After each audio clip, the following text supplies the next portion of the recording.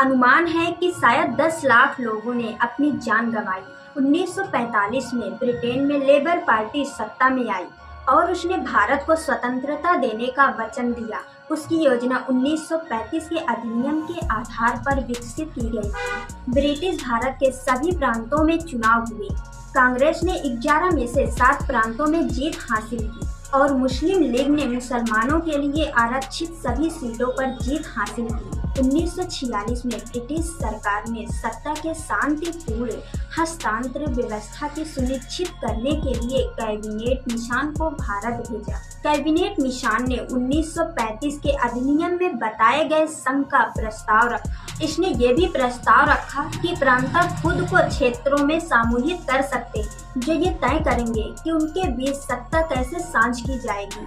3 क्षेत्र प्रस्तावित किए गए। एक में तत्कालीन पंजाब, सिंध, बलूचिस्तान और उत्तर पश्चिमी सीमांत प्रांत शामिल थे। दूसरे में मद्रास, यूपी, मध्य प्रांत, बॉम्बे, बिहार और उड़ीसा शामिल थे और तीसरे में आसाम और बंगाल शामिल थे। 16 अगस्त 1946 को मोहम्मद अली जिन्ना ने प्रत्यक्ष कार्यवाही दिवस घोषित किया ताकि एक अलग राष्ट्र के लिए मुस्लिम समुदाय के समर्थन का बल प्रदर्शित किया जा सके।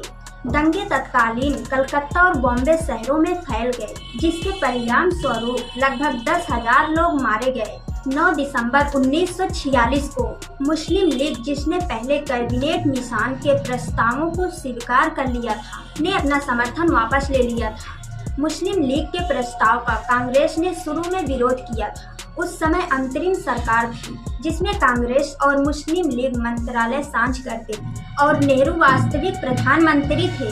जल्द ही ये व्यवस्था टूट गई और लॉर्ड माउंटबेटन ने कैबिनेट मिशन द्वारा सुझाए गए 3 क्षेत्रों का उपयोग करके भारत के विभाजन का प्रस्ताव रखा। अप्रैल 1947 में पहली विभाजन योजना तैयार की गई। 4 जून को माउंटबेटन ने भारत के विभाजन की योजना की घोषणा की और ऑल इंडिया रेडियो पर नेहरू और जिन्ना ने अपने भाषणों में इसका समर्थन किया। विभाजन योजना विवादास्पद साबित हुई। बड़े पैमाने पर नरसंहार और लूटपाट हुई। परिवारों ने अपनी पुश्तैनी संपत्ति को छोड़ दिया और सीमा पार कर शरणार्थी के रूप में एक नया जीवन जीने के लिए मजबूर हो गए। इस पूरे घटनाक्रम में कम से कम 10 लाख लोगों ने अपनी जान गंवाई। इतनी जाने के बाद हम 15 अगस्त मना रहे हैं। जय हिंद, जय भारत, वंदे मातरम।